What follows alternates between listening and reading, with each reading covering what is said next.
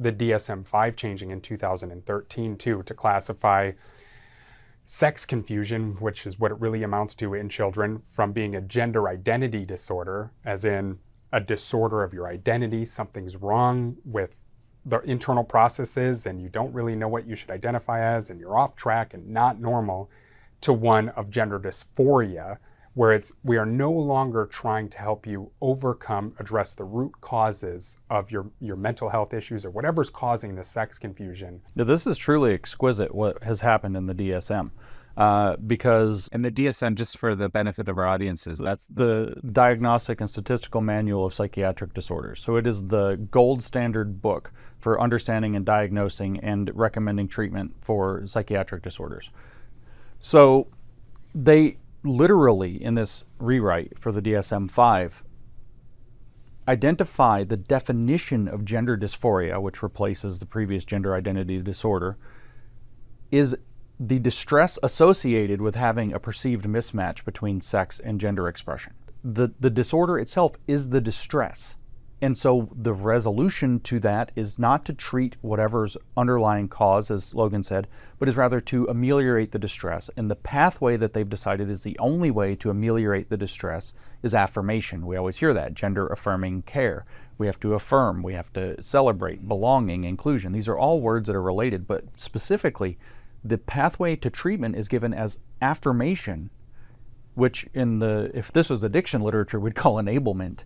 But you have to affirm the gender confusion or sex confusion of the child in order to reduce the distress. That's the entire corrupt understanding of this problem that is now gone like an epidemic among young people, especially young girls. You affirm them when they repeat queer theory, and you correct them when they don't repeat queer theory. And so in some sense, you're pulling them in through exploiting their distress, which means that their trauma.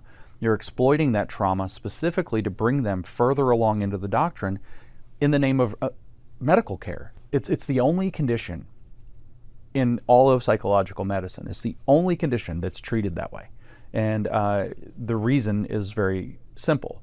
Why is it this? It's because queer theory has captured not just our schools, but also our professional institutions like the American Psychological Association, which promotes this line relentlessly, the American Psychiatric Association, which is even kind of more strongly devoted to it, American Medical Association, you name the professional organization, the Endocrine Society, they are all captured, these professional organizations across the board.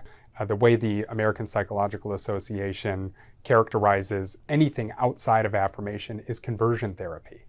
So if you are not affirming the cult identity, which is what it really is, of a child who has significant problems that need to be addressed to help them, that's the most wicked thing about this. These are kids that have been traumatized and they're hurt, there's something wrong, and we need to help them. But all of these organizations are saying, to hell with that.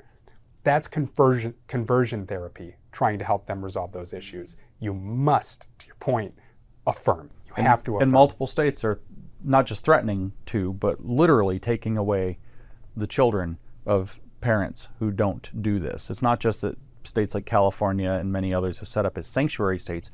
It's now a very famous case of Adam Vina in Los Angeles County has lost his son because his I think ex-wife started taking the son down the path of transition, and he disagreed. He's not affirming, and so now he has a restraining order against his son technically has a restraining order against him, and he hasn't seen his son in years. So this isn't something hypothetical. It's actually the law has now gotten involved that you are doing child abuse if you aren't affirming. Because why? Because it's written in the gold standard psychological care textbook that the goal is to ameliorate the distress associated with, which means dragging into the cult doctrine through this practice of affirmation.